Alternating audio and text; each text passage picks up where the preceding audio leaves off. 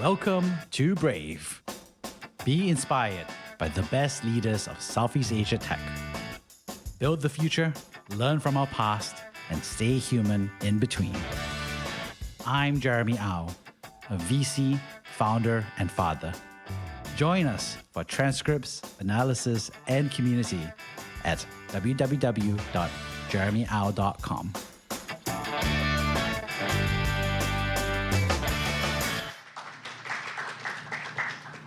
Hi, everyone. Good to see you all on a Saturday morning. Wow, new year, new start. So good to see everyone here on Saturday morning because I think it's just so amazing to see a community come together from such early beginnings. When I was a child, I wanted to be a vaccine researcher, and it took me years to really figure out why. And what I realized was that I had always been inspired by this Time magazine Man of the Year, Dr. David Ho, who was a HIV researcher in combating the AIDS epidemic as a young child.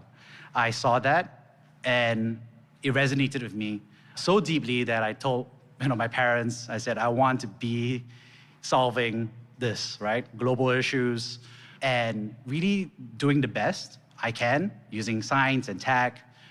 I think it took me years and years down the road to realize that a big part of it was that this was one of the first few Asians I ever seen on the Time magazine as a child. And I resonated that story because I saw someone that represented a small facet of my upbringing and my background. So coming back to Southeast Asia and Singapore after so many years in the US, working tech and everything, I realized that I had this hunger for stories of home. Home meaning Singapore, Southeast Asia, brave, the scared, the ups, the downs, that special space that I had felt so many times. And so in the midst of that pandemic, I set out to do something very simple, which was to record the conversations of friends and acquaintances who inspired me.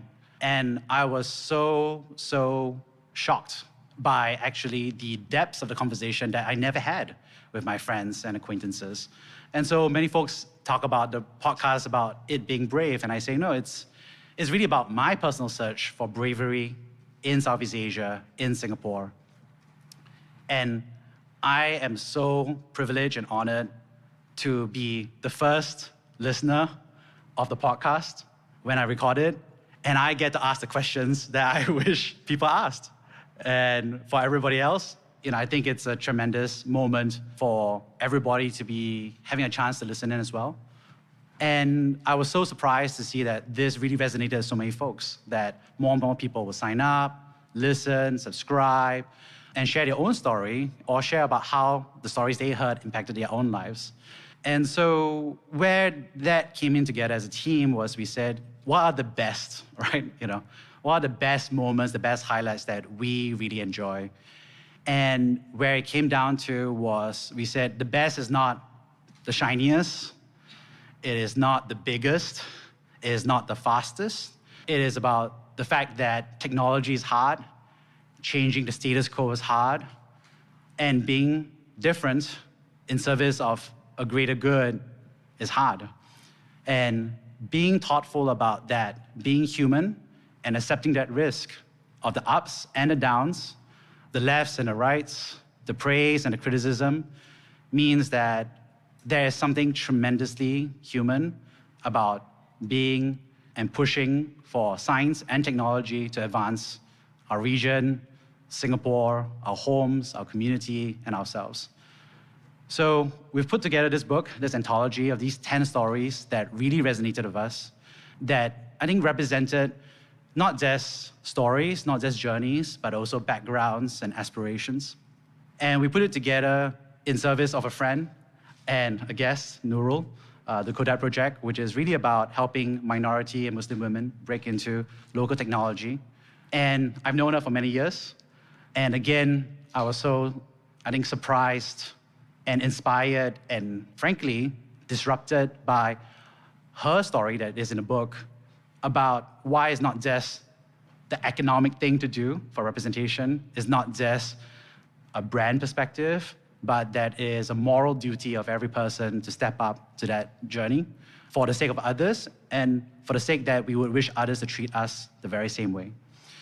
And so I'm very, very happy to have collaborated with the Codette Project and Nurul over the past half year to edit and curate this book, and that all the profits will be donated to the Codette Project so that many more will be able to be represented in the days ahead. On that note, I want to again thank everybody for coming down and dedicating some time, some space, and some humanity this morning. And I wish you all a pleasant, inspiring, and at some level, hopefully, provoking moments in the day ahead. Thank you so much. Thank you. Speaking about being brave and being human. And welcome. So, hi everyone, I'm Nurul from the Codette Project. Some of you may know me, many of you won't, and that's totally fine. And I'll talk a bit about why representation, and you not knowing me is okay. Thank you all for coming here today to support the Brave book launch. The profits from the book will go to the Codette Project. And I'm also here to say that we're very happy to accept donations, so if any of you feel so inspired, please do. I founded the Codette Project in 2015, and what we're trying to do is create a long-term economic impact for minority Muslim women by providing better access and opportunities in the tech industry. So firstly, why tech? We really believe that tech is the most level playing field for economic opportunities right now. Because for anyone at any level, whether you're a student, you're a professional, you're a stay-home mom, you're someone that's been out of work for a while, you're someone that's really, just thinking about where to go next. There's something that you can do in tech to get to the next level of success as defined by you. Whether that's taking an online course, learning how to, do an ad on Facebook, learning how to negotiate for your next career move. These are all things that you can do to get to where you want to be. So we do this at the Codette Project through 3 main pillars. 1, skill development, which is pretty straightforward. It's providing training and opportunities to learn. 2, community building, which is to provide a safe and welcoming space for women to achieve success.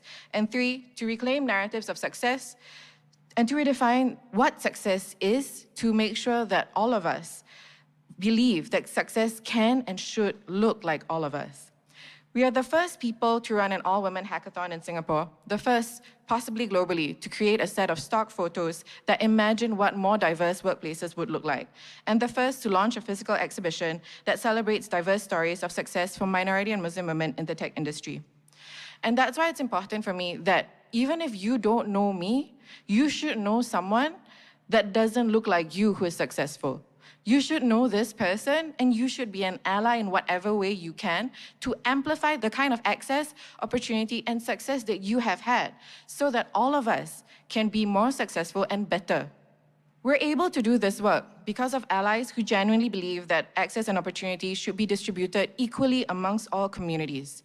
And a lot of that is by doing the hard work of making sure that access and opportunities are redistributed.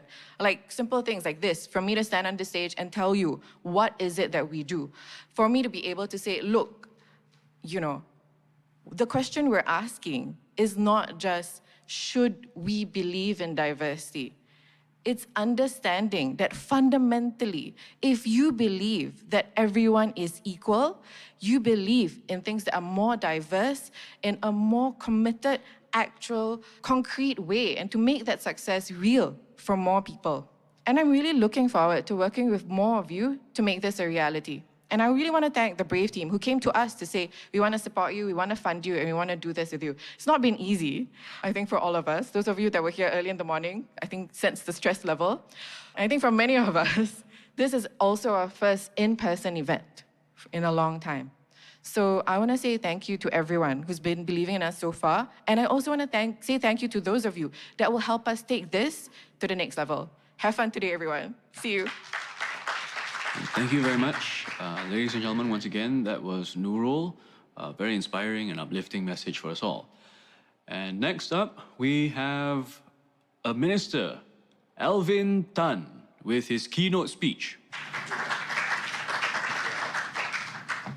Hi, good morning, everyone. It's really a pleasure to be here on a Saturday morning. I was just sharing with Jeremy, Chang's, Nurul that you talk about taking time. This is important enough. I have only 7 events after this, but this is the most important thing, I think. This is important for many, many different reasons. First of all, that it's the launch of the Brave 10 anthology, as it were. And as I was preparing the speech, and I was preparing, like, what do I say about this? A few things came to mind. The first thing that came to mind is we are launching something, our tech ecosystem. And every time, many of you are in the tech space, the tech startup space, and we talk about rocket ships. We talk about launching. We talk about the ecosystem. So I thought I'd describe it in a few different ways. The first is about building your relative, your individual tech startups, and then building an ecosystem around it. Then second is to have brave people that help to drive these rocket ships. And then the third is on bridging, which is what Nurul talked about earlier on, bridging. So the first is building. And how are we doing thus far? First, the landscape. How does this ecosystem look like? In Singapore, we have about 3,800 tech startups, close to about 4,000 right now. And if you look at it, there are 25 home-based tech startups that have attained unicorn status. And 2/5 of Southeast Asian unicorns are based here in Singapore. So, by all accounts, maybe quite good, but I'm always never satisfied. I think we have a lot of headroom to go further. Now, how about the ecosystem that is supporting the startups? Again, it could do better, but let me just give you a few numbers. We have about 220 or so, 200 accelerators, both global and local, supporting these startups, and about 220. And that's about, if you think about 5 years ago, we had about 120. We have about 220 VCs, angel investors around them, supporting them, funding them. So again, these are just the numbers. I think we can grow them. We can do much better. Specifically, how is government supporting this? I'm trying to drive it alongside all of my government counterparts, coming from the tech sector, coming right here, and then we were discussing with Shiyan earlier on, how do we pull the different threads together to make it even easier for you to launch for the ecosystem, the ground crew. So government has done a few different things. Many of you may have heard about Startup SG. Startup SG helps do mentorship and to connect startups to help you effectively to launch.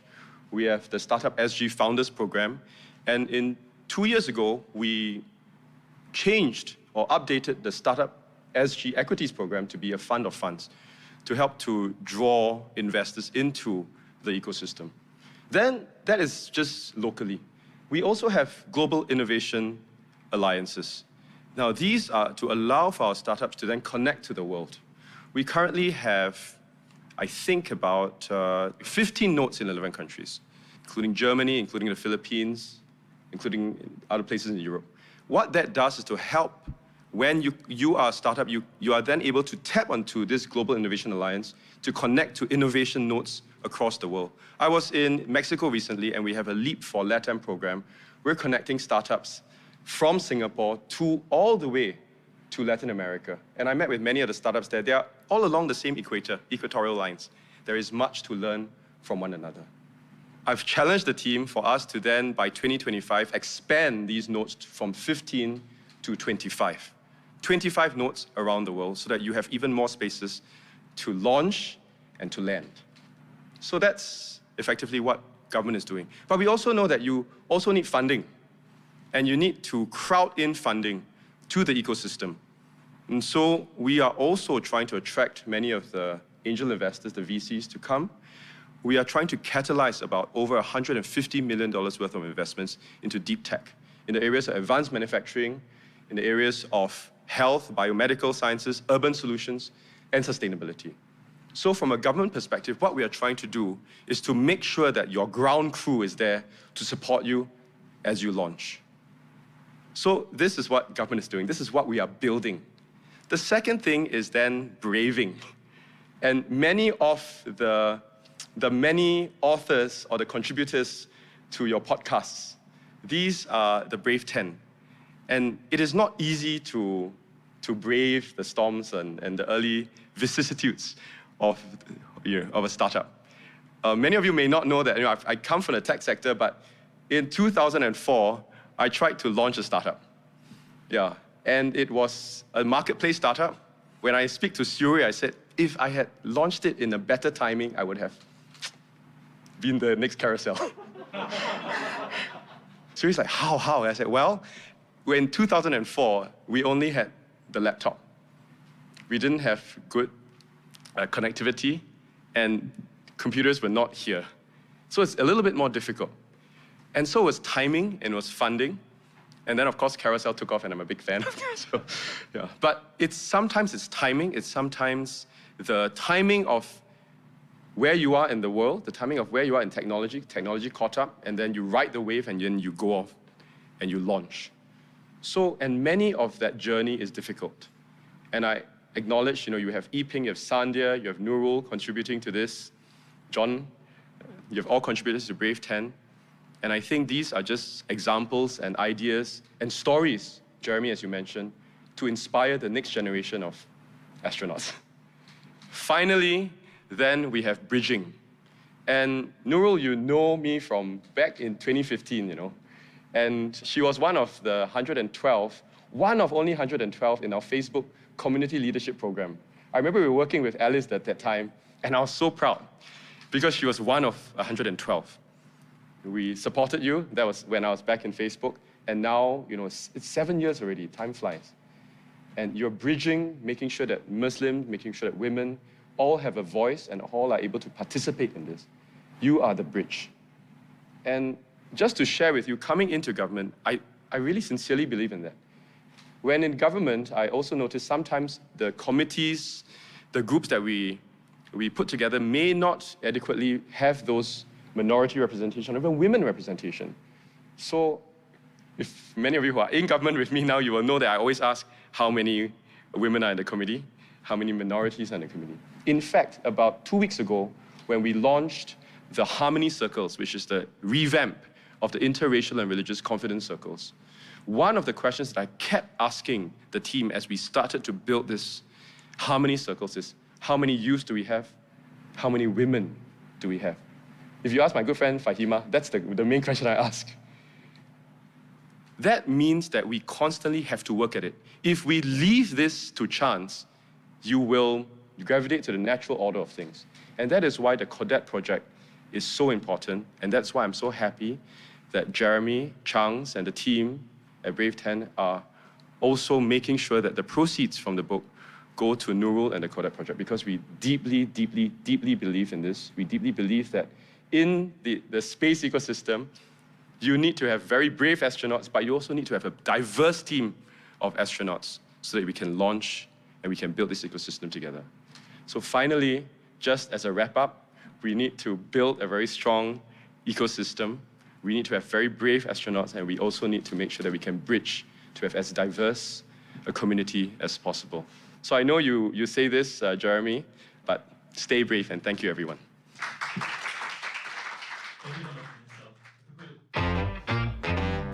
Thank you for listening to Brave.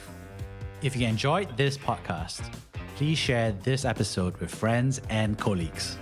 Sign up at www.jeremyau.com to discuss this episode with other community members in our forum.